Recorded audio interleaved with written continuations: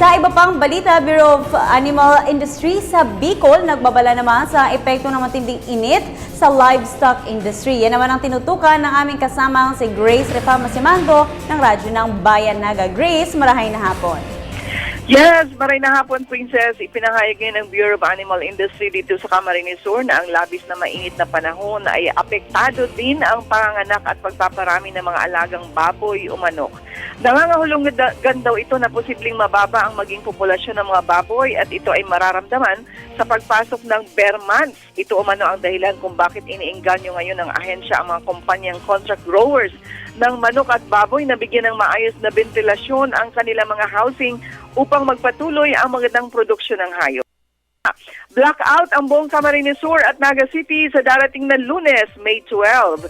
Nag-abiso na ang National Grid Corporation at Camarines Sur 2 Electric Cooperative na magkasabay silang magtatrabaho ng maintenance at paglilinis ng lahat ng mga power transformers na sumasakop sa buong lalawigan. Ang blackout ay magsisimula alas 7 ng umaga hanggang alas 12 ng tanghali.